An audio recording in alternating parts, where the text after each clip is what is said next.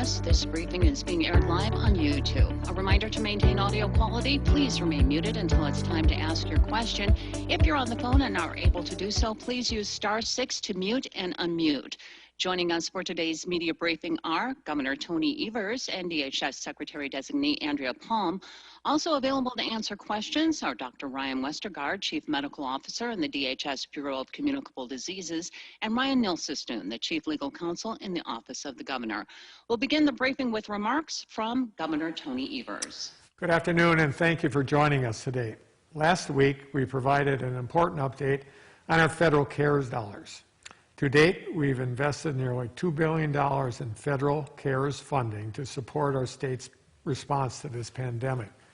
We've expanded testing, assisted more than 13,000 households pay rent, provided direct aid to more than 15,000 farmers. We've invested in our tourism, lodging, and entertainment industries that have been hit really hard.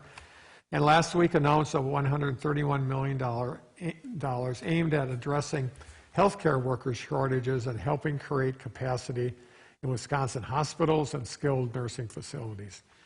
In addition to these investments, last week we also announced 42 Wisconsin organizations providing care to school-age kids during the pandemic will be receiving $6.6 million of CARES funds. These organizations are absolute lifelines for working families, and this investment will allow them to continue their good work providing quality programming and a safe place to go for kids across our state. Finally, we announced another $70 million investment in our We're All In small business grant program, bringing the total funding available in the second round to $120 million and our overall investment in our local small businesses to $185 million. While we continue to do everything we can to support businesses, farmers, and families across our state, I'll say again, as I've said before, our CARES dollars expire at the end of the year. That means our testing efforts, our contact tracing, and our support for folks across our state will be affected if we don't get additional federal resources.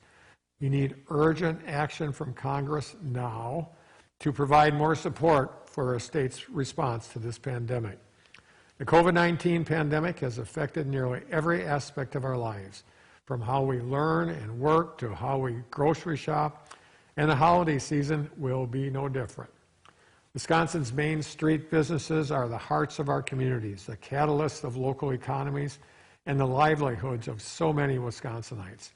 The We're All In grant program provides small businesses up to $5,000 grants to be used however they need to combat the effects of the pandemic, but you can also help as well. For many small businesses, the holiday season is a major source of their income. And this weekend, we will be kicking off the holiday shopping season with Black Friday and Small Business Saturday. So we're encouraging everyone to shop small, shop local, and shop safely using curbside pickup or online shopping. You can find shops in your area on the Wisconsin Economic Development Corporation website at mainstreetwi.com. And this week, as many celebrate Thanksgiving across our state, I want to remind Wisconsinites to celebrate safely, to stay smart, and follow all the recommendations from public health experts. Avoid gatherings with people you don't live with. Get together virtually and ensure your loved ones instead. It's important to note that a negative test is not a free pass to host or attend gatherings. A negative test today does not guarantee a negative test tomorrow, and you could very well test negative one day and spread the virus to your family the next day. So if you're planning to spend Thanksgiving with people outside of your household, we urge you to seriously reconsider. We all must make short-term sacrifices for our long-term health. None of us wants to be the one to unwittingly spread this virus to somebody we love or host the next super spreader event we hear about in the news. As you consider your options for Thursday, please make the hard choices. We also know that for so many Wisconsinites, the holiday season can be a difficult time of year, even under normal circumstances. But this year has been especially difficult, so it's important that we all take care of our mental and emotional well-being. First, remember to make time for self-care, whether that's taking time to relax, doing something for someone else, trying something new, or getting some fresh air.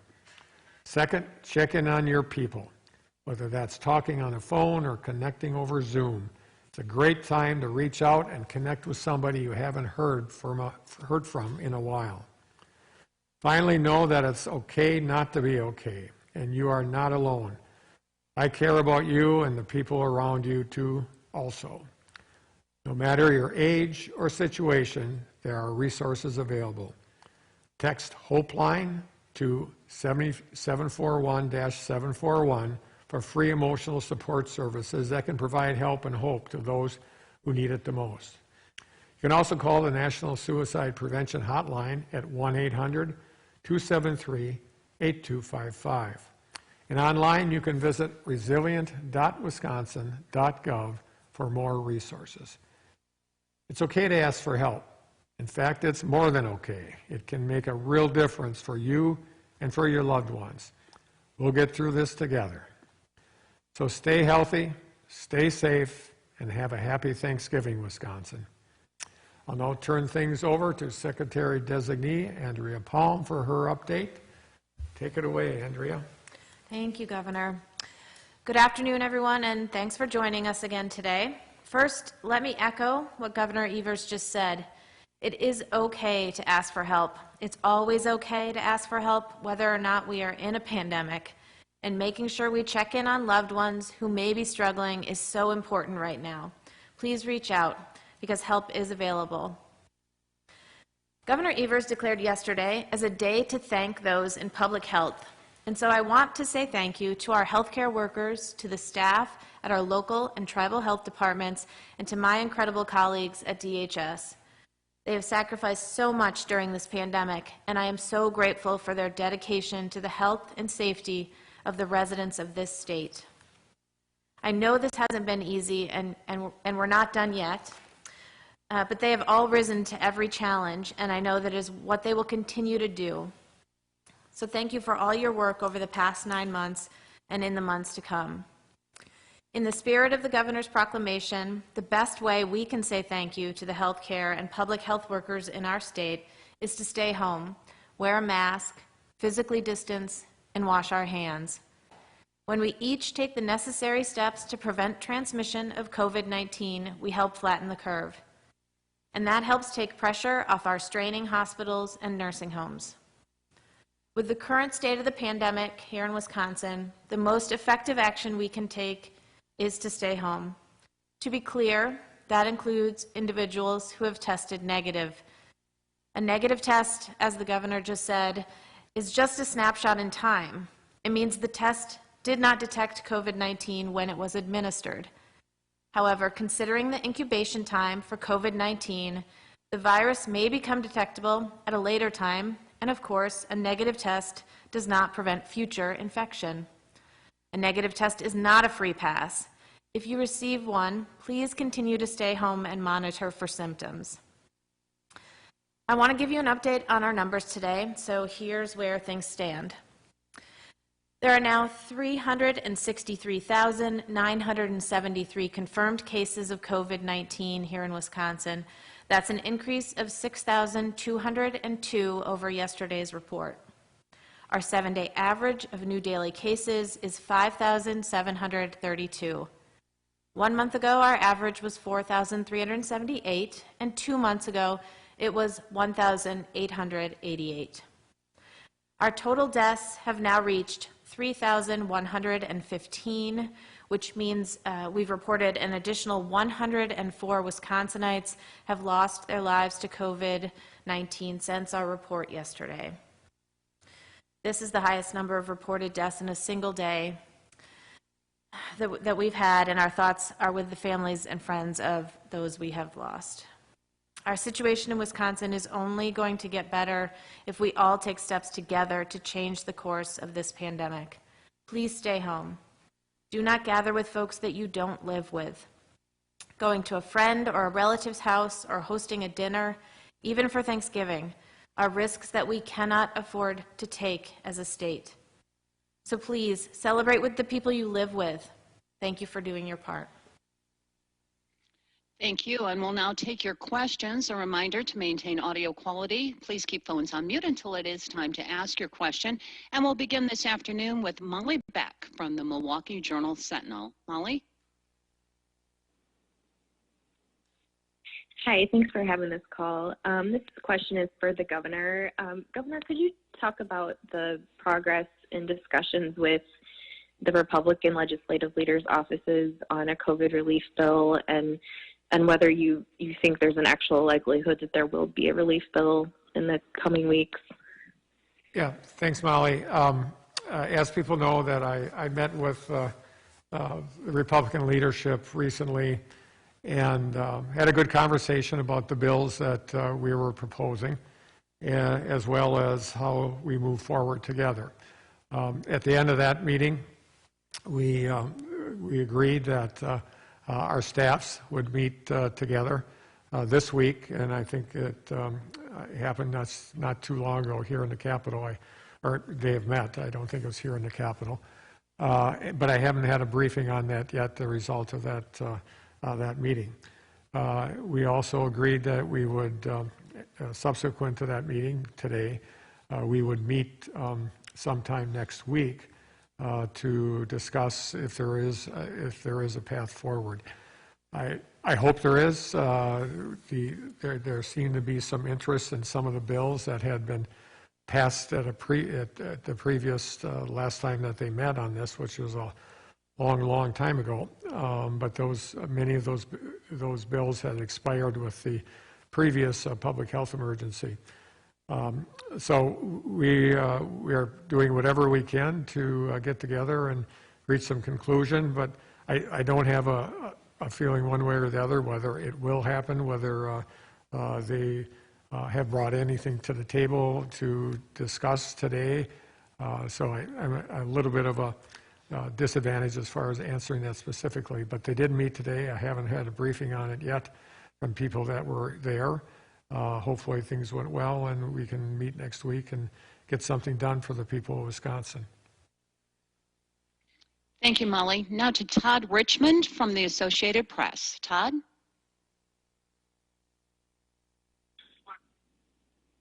Hi there, can you hear me? Governor and Secretary Palm, you've been hammering away on how people need to stay home unless they absolutely have to go out to get groceries, basically, but yet the DNR is encouraging people to go out and hunt. How does that message square? Well, I'll take a crack at it, and then I'll leave it up to the Secretary to clean up on my mistakes. We are encouraging people to stay safer at home. My wife and I are staying safer at home, and all the people that we know personally are doing the same. The deer hunting season is a really important season for many Wisconsinites, and we believe that getting out in the fresh air is an important part of staying healthy. I talked about it a little bit today, and I've talked about it before as well as my colleagues have. So we believe getting together or getting out in fresh air and deer hunting is a reasonable experience to do it at this point in time. However, we are not encouraging people to, go to cabins together and spend lots of time in a small area without masks. None of that makes sense. And so the deer hunt itself is something that is not necessarily a group activity. At least not. It's easy to get social distancing. It's what happens before and after that hunt. I have seen many episodes on TV of different groups that are no longer getting together in the cabin, but they are still deer hunting. So we're very hopeful that will be part of the experience this year. Yeah, I would agree. As somebody who grew up in a hunting family, I appreciate the social nature, the card playing, the gathering at camps. the social nature of processing your what you shoot. But this year, like so many things during COVID-19, has to be done differently. And so, to the governor's point, we encourage you to hunt with people that you live with, not to have larger gatherings at your cabins or other, hunting properties where you bring together people outside of your direct household, and do the other things that we have recommended as it relates to safety, for the good hygiene practices, the social distancing, the mask wearing. Continue to do those things, but most importantly, to enjoy hunting season with the people that you live with, and leave the larger gatherings during hunting season for next year. Thank you, Todd. Now to Rob Sussman from WTAQ Radio in Green Bay. Rob? Yeah, thanks for taking my question. My question is in regards to how deaths are being reported. As I understand it, there weren't any reported on Sunday, and then today we have 104. How exactly are these death totals reported? These 104, was this in the past 24 hours? And if not, is there possibly a better way to report COVID-19 death data that shows the precise, date on which these people died? Thank you. Appreciate the question. I'll say a couple things, and then Dr. Westergaard can also help us dig in here a little bit. So our website does include a graph that marks death on the day of death, so that if, to your point, if today with 104 deaths reported, if those are all not in the past 24 hours, if they reflect some that happened over the weekend, for example, the display, the graph, the chart on our website will put them on the day of the actual death, so that you are seeing that visualization, to your point, in a way that does it on the day of death, not on the day that it's reported. And so I think that's one thing I would draw your attention to. I think the other thing, as with all of this data, we encourage folks to look at the website, but to look at multiple data points, 7-day averages, other things that help make sure that while whether it's 104 today and that's spread over the last 3 days or the last 24 hours, it is 104 deaths that were preventable, and that remind us that we need to do everything we can to stop the spread of this disease, to stay home, to wear a mask, to do the things that we have been talking about. But I would encourage you to look at the various ways on the website that we represent the casualties from COVID-19. But Dr. Westergaard, if you want to dig in on any of that, I welcome it. Yeah, specifically the area on our website where we talk about reporting deaths by the date that the death occurred is in the tab that is county level data, and there's a great deal of information there. You have to search for it, but the deaths tab shows the date by which they were reported, and this is similar to how we report cases. And there's a balance. This is of extraordinarily high public interest, so we share data sort of in real time when it gets reported to the main surveillance system in WEDS. But then there's usually a couple days of processing, so we can anchor it to the time that the test happened or the death occurred, and it's usually between 2 or 3 days. So it's all there. I'd look at the county level data piece to look for the reported death by date, and you can look at it by county, and you can look at it by the whole state. Thank you, Rob. Now to Stephanie Hoff from West Politics. Stephanie.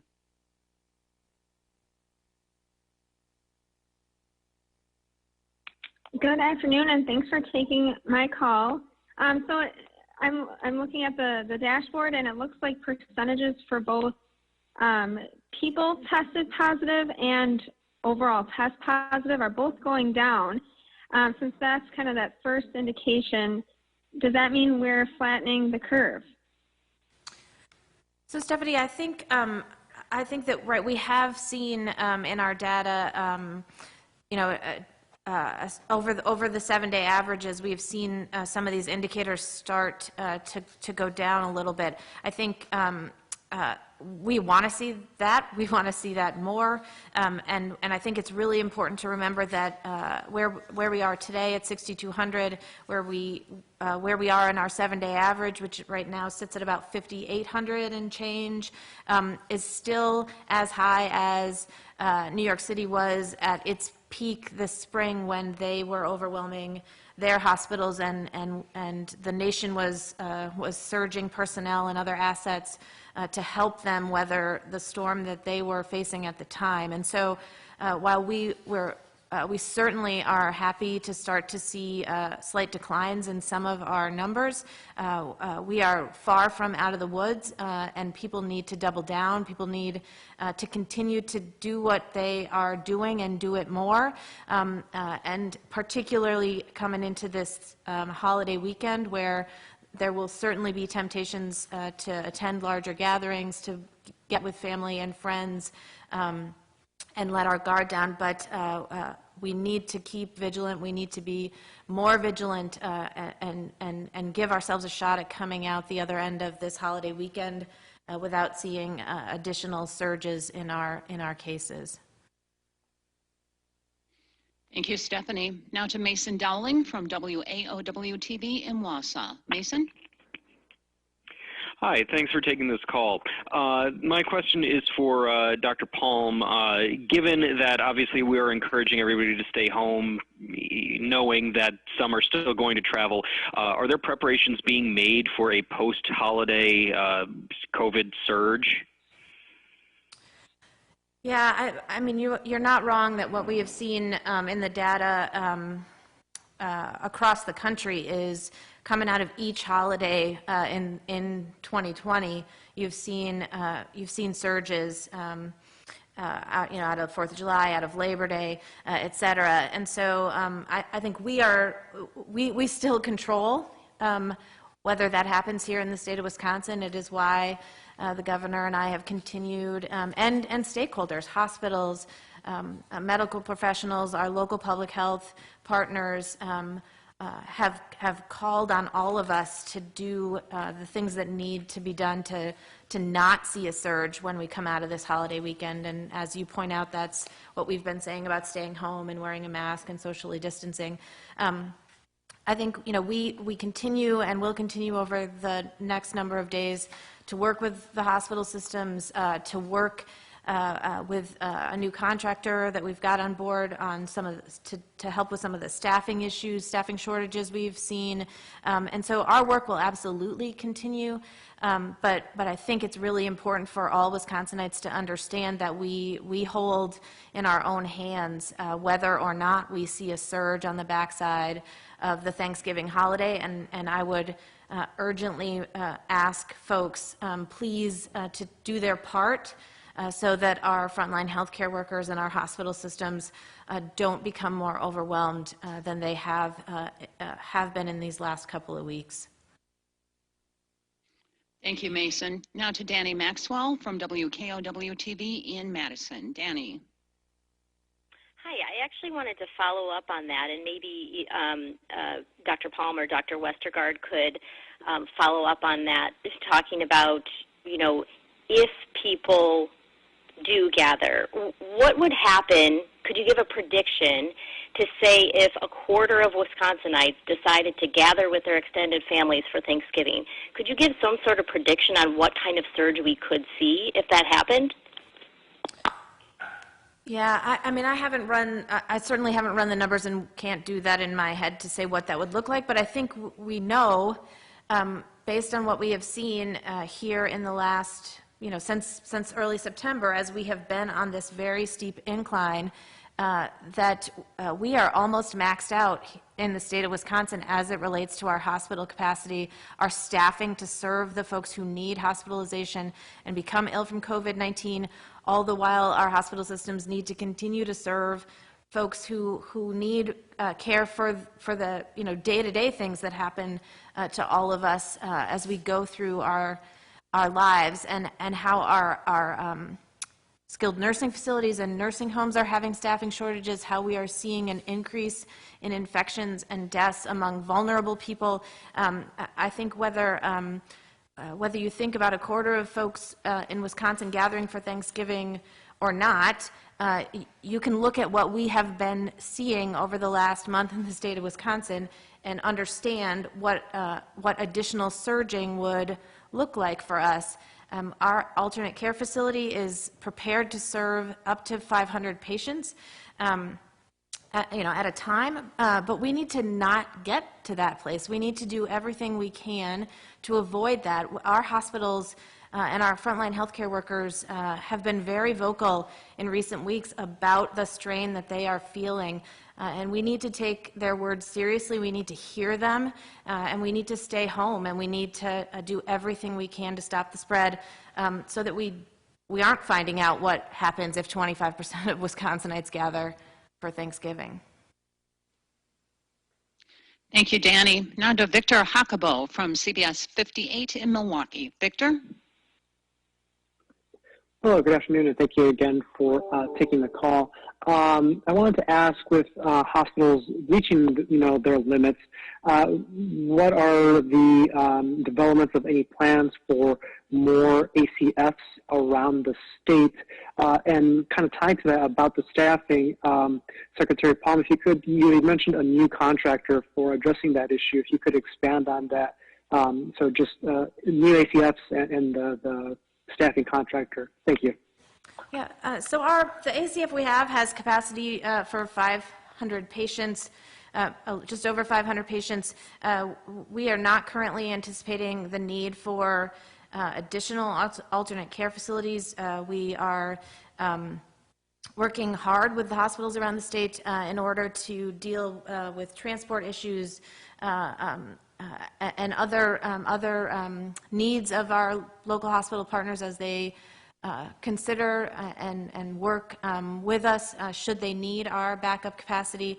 But again, we hold in our hands the ability to prevent the need for more than 500 beds at an alternate care facility, and we should be doing everything in our power to make sure we don't get to that point. And that is to do the things we have been talking about, which is to stay home and wear a mask and socially distance and do these things really vigilantly so that it is not necessary to contemplate the need for an additional alternate care facility.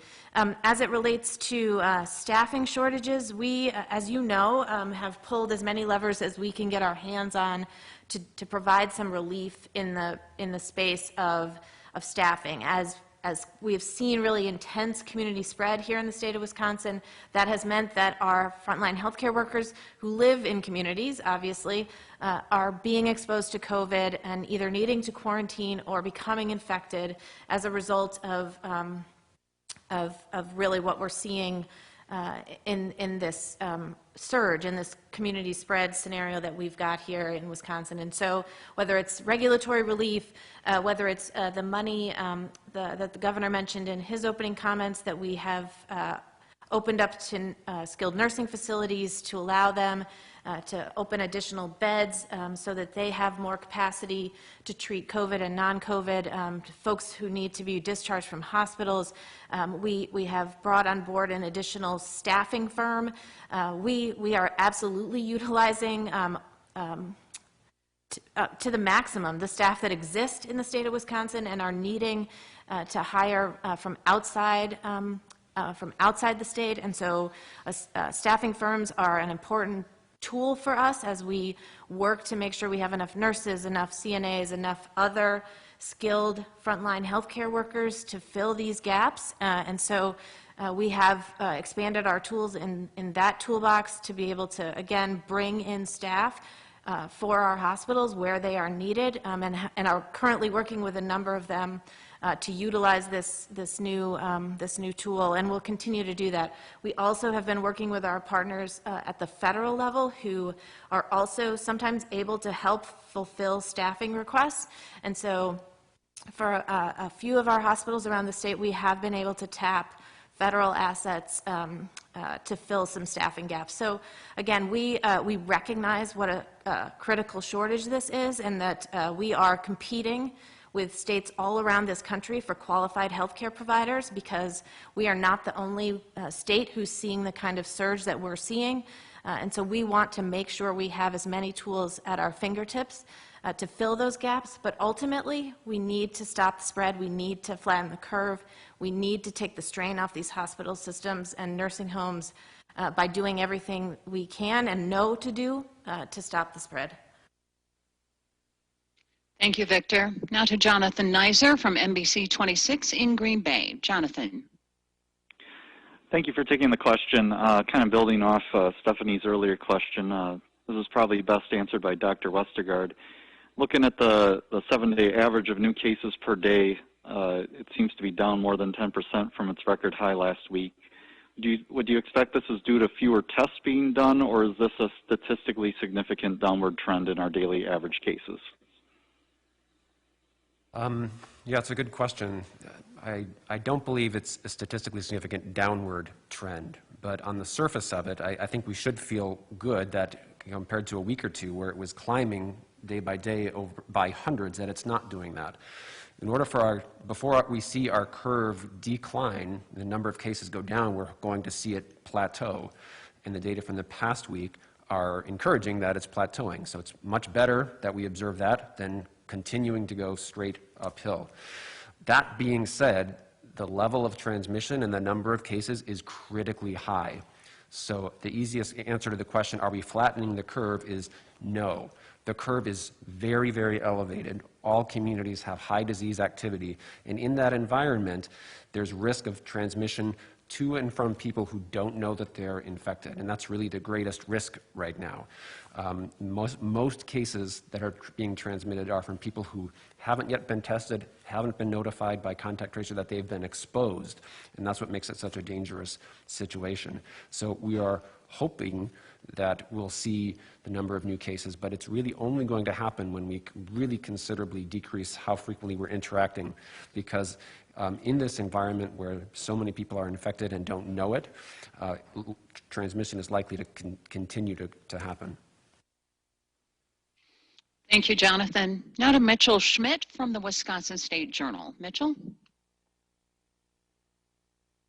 Yeah, thank you very much for the call today. I was curious with regard to the ongoing discussions of COVID-19 vaccines. Is it known roughly how many doses of the vaccine the state will get initially, and how many people that could immunize? Again, given that those are possibly going to be approved soon. Thank you. Yeah, Mitchell, I don't know off the top of my head if we have been told a number yet. The last I heard, we did not have in hand a projected number of doses that would come in that initial shipment to Wisconsin. I assume some of that depends on whether we have 1 or 2 candidates that's been approved. But we obviously anxiously await that information. This really is the light at the end of the tunnel that we've all been looking forward to. But we do continue our planning. As you all know, our portal is open for vaccinators to register. We encourage folks, our healthcare partners to register to be a recipient and be able to provide vaccine to the people of the state. We also, as we have with other pieces of this response, we talked a number of times here about our statewide response, how we have surged from across the state government to bring assets to bear on this response. We are doing the same thing in the vaccine space. We have a task team that is set up that brings both public health, logistics, supply chain, a variety of expertise to the table to help us make sure we're building a distribution system that is ready no matter how many doses come in on day one, but also recognizing, there will not be enough in the initial distributions to states, and we will prioritize who gets vaccine based on federal guidelines and based on an advisory committee that we have established here in the state to help us think through that, to make sure that we are distributing vaccine in the most equitable way possible. But obviously we are all anxiously awaiting additional details, more information, and we'll make sure you all have that as we have it. Thank you, Mitchell. Now to Matt Piper from the Sheboygan Press. Matt? Hi, yeah, thank you. And I apologize because I know you've answered similar questions, but I wanted to drill down just a little. What are some reasons that the declining case and hospitalization numbers that we've seen over the last week might not be a perfect representation of the actual situation now versus a week ago? And I guess a few things that come to mind are that we may be seeing an increase in antigen testing that isn't counted in those numbers, or that we might be bumping up against capacity limits at hospitals that don't allow that number to increase, or that maybe there's just strain on public health staff who enter that data. Thank you. I guess, do you want to take a crack at this one? Yeah, I think those are all reasonable hypotheses. I can't say that we have data to support any of them more than the others. I'd say in general in testing, we could stand to be doing many more tests than we're doing. You know, everyone with symptoms should be tested. Everyone who's exposed is being tested. We know, given the high level of people who test positive, everyone who's sort of in their social circle that they've had face-to-face contact should be tested. It's clear that that's not happening at a high enough level. So I think we can always do more testing. I think the reasons driving why our numbers are flat compared to a steep incline a week ago, those are all good ideas. I don't have any data to say that one's more likely than the other. Thank you, Matt. Now to Kaya Murray from Fox 11 in Green Bay. Kaya?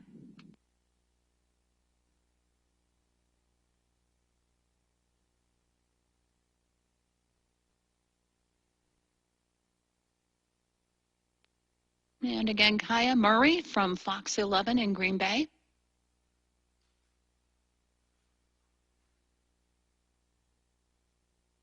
Okay, then we'll have to move on to Madeline Anderson from Fox 6 in Milwaukee. Madeline?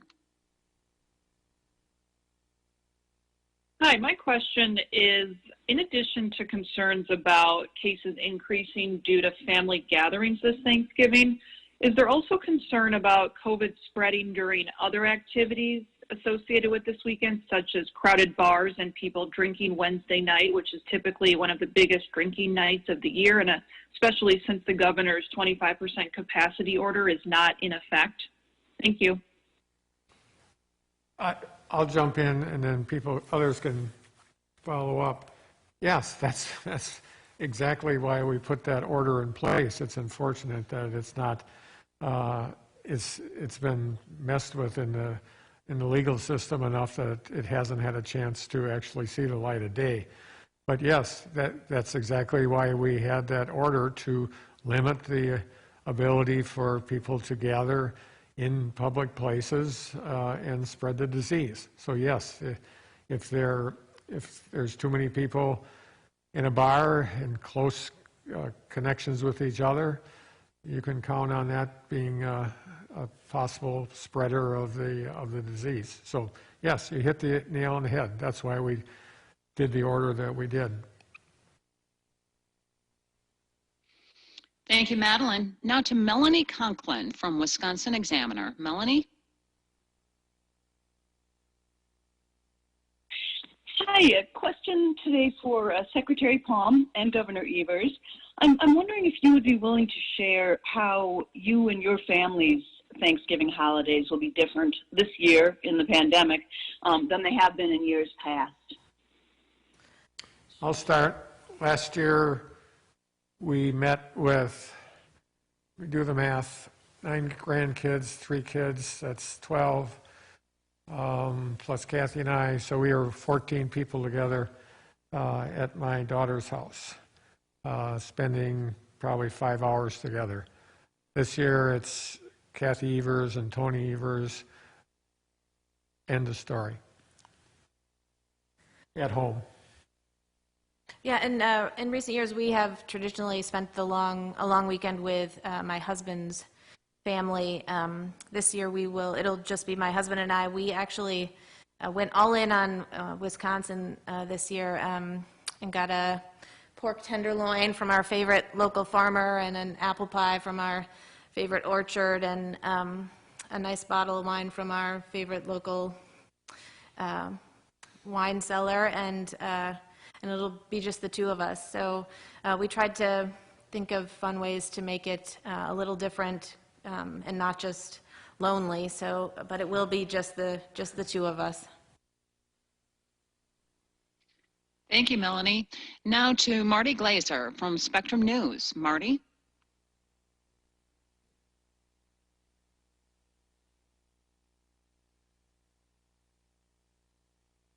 And again, Marty from Spectrum.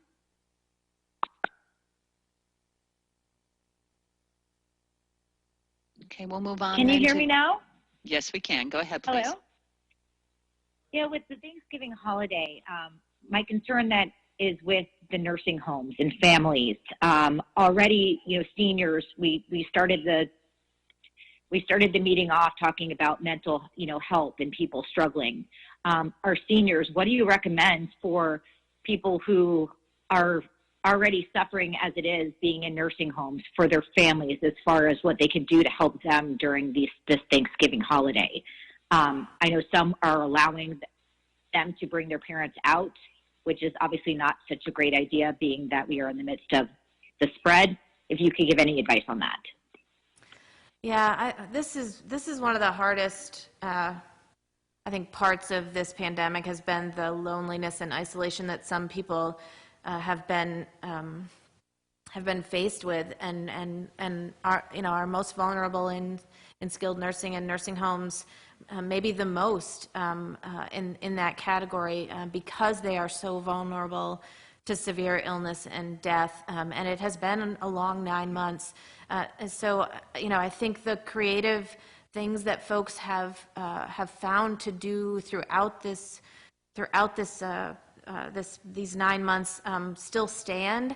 I think we should be really creative with technology, and have an opportunity to make sure we're talking to them, that we're reaching out to them, that we're Zooming or FaceTiming or whatever your preferred platform is, but that we need to be very conscious about not leaving them alone in whatever sense we can make that happen. And I do think technology is a really important part of that. Care packages, other opportunities to bring a surprise to their day or to their weekend. I would encourage folks to think creatively about that as well. But you are not wrong that this disease is cruel for our seniors, not only in that they are more likely to have severe illness and death, but because of the isolation that creates for them. And so I just would encourage everyone to be creative, to reach out to somebody they haven't talked to in a while, particularly among the older generation, just to check in, but use technology and other creative ways to connect with them, to try to break through on what can be a lonely time for folks to begin with. The holidays aren't all fun for everybody. There's lots of isolation and loneliness that comes out of the holidays for lots of people. So now is a great weekend to start thinking and doing things that help bring folks a little bit of happiness at a time that can be pretty isolating. Thank you, Barney. Now to Tim Stum from Wisconsin Health News. Tim? Hi, thanks for taking this call. Governor Evers, based on the meeting that you had last week with the Republican legislative leaders, are you able to list off at least some of the specific concepts where you think you might be able to reach common ground? No, I'm not going to do that. That was a private conversation among us. I can tell you that clearly the pieces of legislation that had been passed, seemingly years ago, but I guess 6-7 months ago when they were in session, that they had passed once already, but now are no longer valid because they were tied to the initial public health emergency. Since they passed it once already, I think it's probably a fair assumption that some of those might be more easily passed than others, but other than that, I won't comment further. Thank you, Tim. Now to Maddie Heim from the Appleton Post-Crescent. Maddie? Hi, thanks for having this call. I apologize if this has been asked on a prior call that I wasn't on, but I'm just wondering if you could talk a little bit about the plan for either continuing or replacing the National Guard testing sites in 2021, I guess specifically outside of the Madison and Milwaukee area, since I know those are ones where they've been training other staff to take them over. But what, if you could just go over what the plans are for what's going to happen to those in 2021. Thank you. So I'll jump in here. I think what you fundamentally raise is the need for additional funding to continue the infrastructure that we have built as it relates to testing here in the state of Wisconsin, and it is not only the staffing of those sites. It is also the actual tests and our partnership with labs and the contracts we have to provide what is now almost 60,000 tests a day in the state of Wisconsin. And so I think, the governor mentioned it in his opening remarks, but the urgency with which we need Congress to act to allow us to continue doing testing at the level which we are doing it now, it is critical. But I certainly would welcome others to weigh in on this question if there's. No, it's obviously testing is important, and obviously the role of the National Guard has been extremely, extremely important. They've done a great job, and clearly, as they've transitioned out of a key role in the Madison area, they have accelerated key roles across the state. So that's what's happening right now, but at the end of the day, we absolutely need to make sure that our federal representatives understand the importance of continuing to test and continuing to contact trace. And in order to do that, we need that plan that they've been talking about for several months now to come to fruition in Washington, D.C. Thank you, Maddie. Now to Sarah Seifert from the Eau Claire Leader Telegram. Sarah?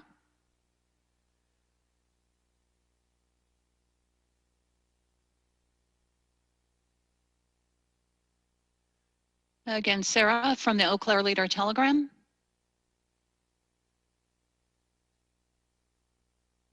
Okay, we have to move on then to Sean Gallagher from WTMJ in Milwaukee. Sean? Yeah, good afternoon. I was wondering, could the way that people handle themselves this weekend be the determining factor on how they could celebrate the holidays coming up in December? Or do you think that the same requests of isolating this Thanksgiving will be in place for Christmas, regardless of if people stay at home or not this week?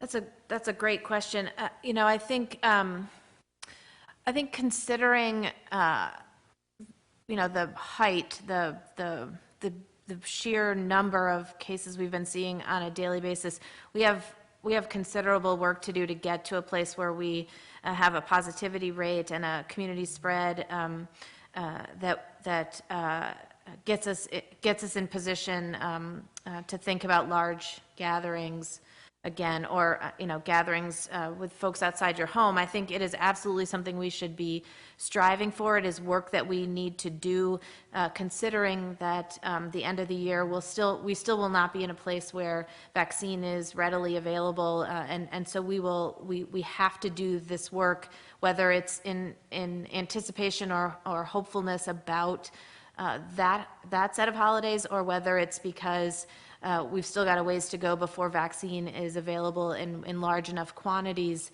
for us to have a pivot from some of these things that we have been doing for months and months and months now. So I think it's an excellent goal. It is certainly something we should all be driving towards, but I think we are in a particularly not great place here in Wisconsin with cases that are, with a surge that is one of the worst in the nation. So we have lots of work left to do, and I would encourage folks to start that work over this weekend and into December, certainly.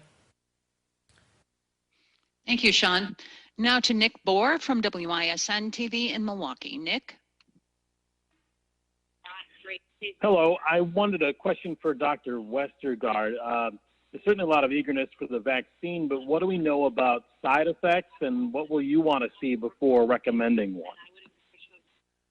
Yeah, thanks. It's a great question. So we haven't, the data haven't been published in terms of what the range of side effects are or this overall safety profile. What we've heard is in press releases a very high rate of protection. When we heard from the initial Pfizer and Moderna press releases, they submitted data to the FDA saying that the level of effectiveness was upwards of 90%. So that's the difference in the risk between people who got the vaccine and people who got placebo.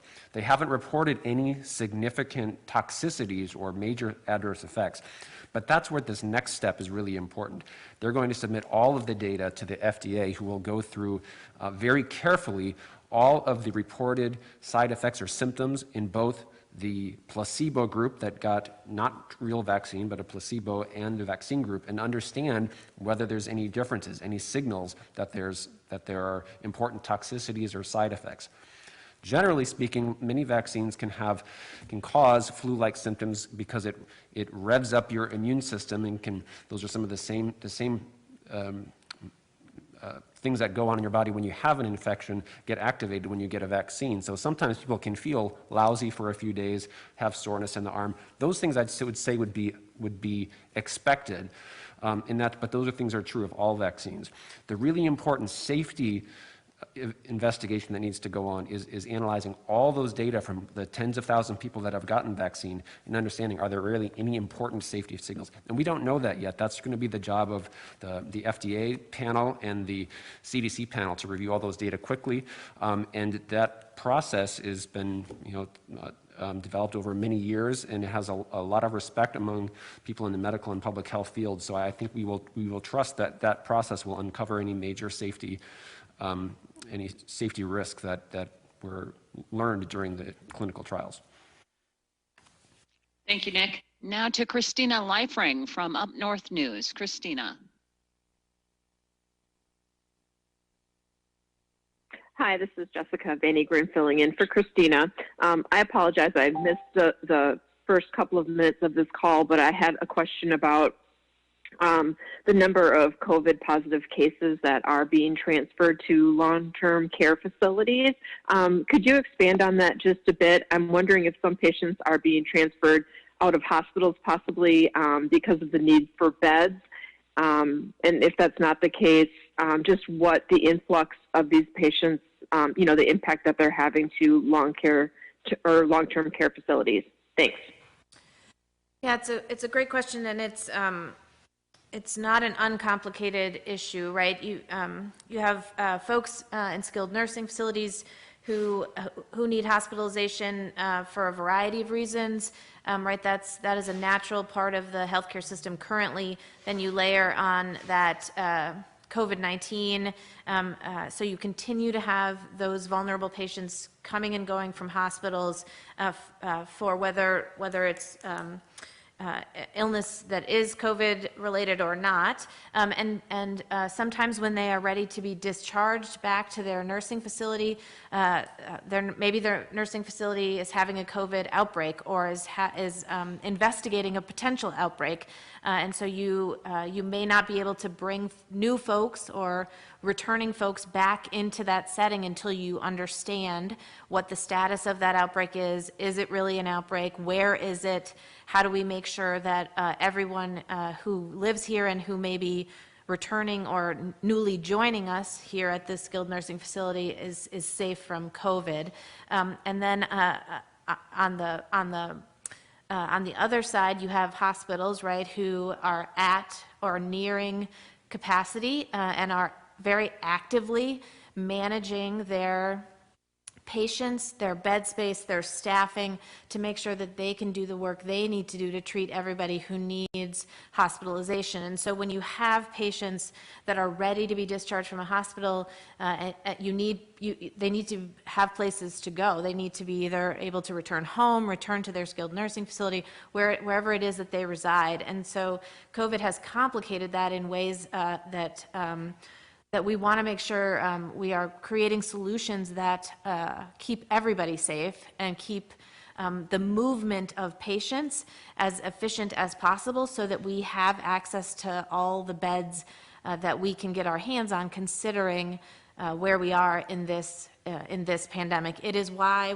we put out last week that additional $30 million for skilled nursing facilities to create additional capacity to help us manage in that complicated space with vulnerable populations that you need to keep free of exposure from COVID-19, but again, making sure that you are moving folks who are ready to be discharged from the hospital out in a way that makes those beds available to other people who need hospital care. And so whether it's the staffing that are required to bring online additional skilled nursing beds, whether it's bed capacity itself, we are actively working around the state with a number of partners to expand the capacity we have in that delta, in that space, so that we are doing all of those things simultaneously and able to both expand bed capacity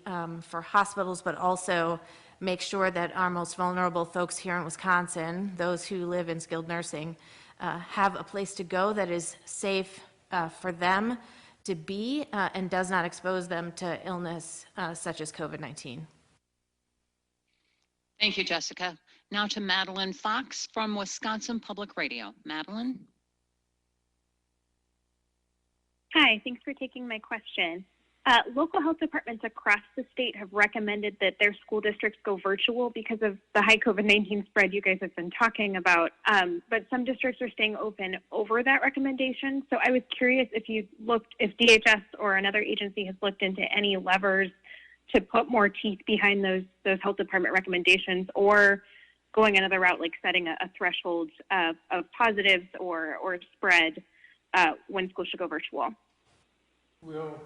We continue to believe that decisions around opening schools, keeping schools open, closing schools can be made at the local level, and the idea that somehow there's lots of schools in the state that are being kept open against good recommendations, I think that the numbers are very small there, because I've seen lots of schools close for a couple of weeks and then open up once they feel that they have it under control. So we continue to believe that interaction between local public health officers and those school districts is still an appropriate place for that decision making. Thank you, Madeline. Now to Nate Carlin from WORT Radio in Madison. Nate?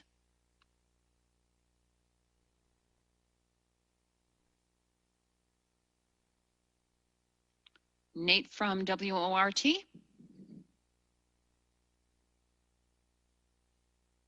Okay, we'll move on then to our final question today from Michelle Bayek from NBC 15 in Madison. Michelle?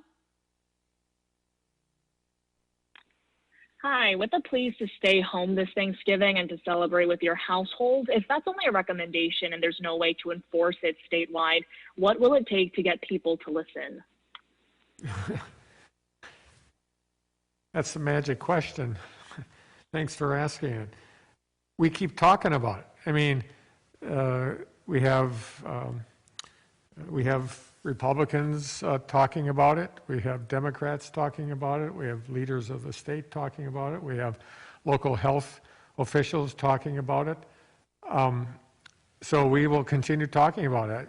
Obviously, when the White House tells us that there has to be significant change in behaviors in our state and others across this country in order to reduce the number of deaths we have, I think most people believe that. I think they will cooperate with our suggestions.